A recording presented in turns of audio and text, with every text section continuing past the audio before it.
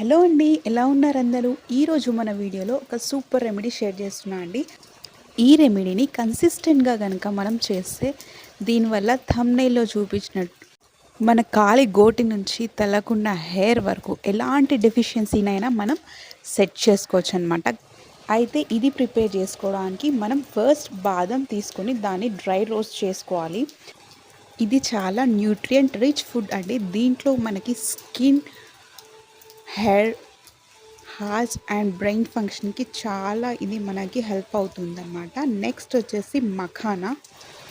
ఇది fibre rich food కాబట్టి మనకి దీంట్లో లో క్యాలరీస్ ఉంటాయి. సో మన వెయిట్ మేనేజ్మెంట్కి ఇది చాలా ఉపయోగపడుతుంది.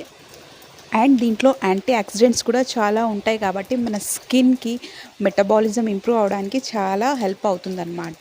అండ్ దాంతోపాటు దీంట్లో కాల్షియం లెవెల్స్ కూడా చాలా ఉంటాయి కాబట్టి ఈ మధ్య కాలంలో చాలామంది మఖానా మన డైట్లో ఇంక్లూడ్ చేస్తున్నారు.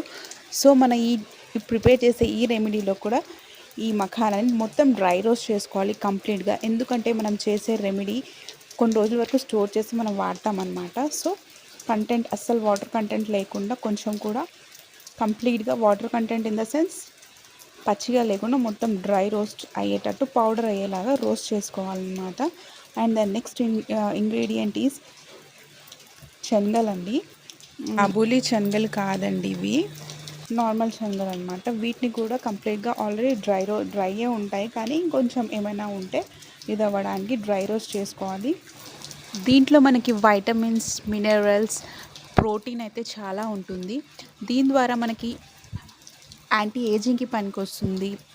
ఇంకా మనము వెయిట్ మేనేజ్మెంట్లో ఉన్నప్పుడు కూడా చాలా హెల్ప్ అవుతుంది. ఈవెన్ బ్లడ్ షుగర్ లెవెల్స్ని కూడా మేనేజ్ చేస్తుందన్నమాట.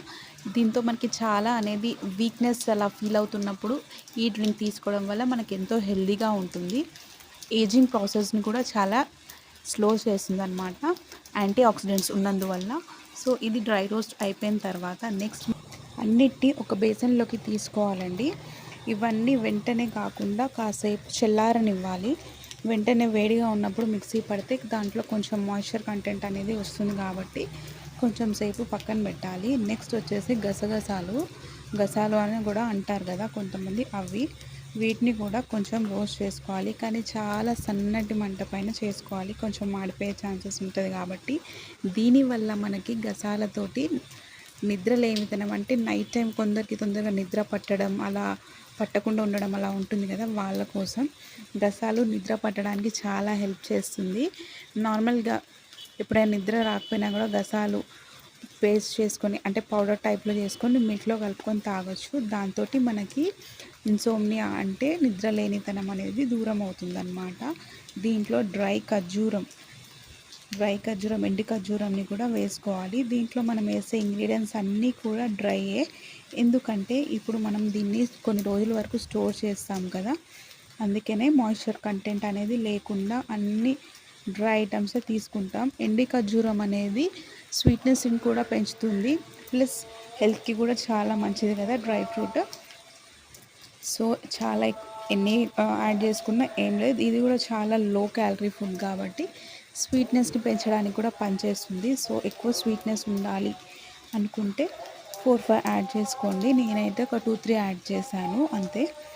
ఇది రెగ్యులర్గా మనం నైట్ టైం నానబెట్టుకొని మార్నింగ్ తింటే కూడా స్కిన్కి, హెయిర్కి అన్నిటికీ కూడా చాలా మంచిగా బెనిఫిషియల్.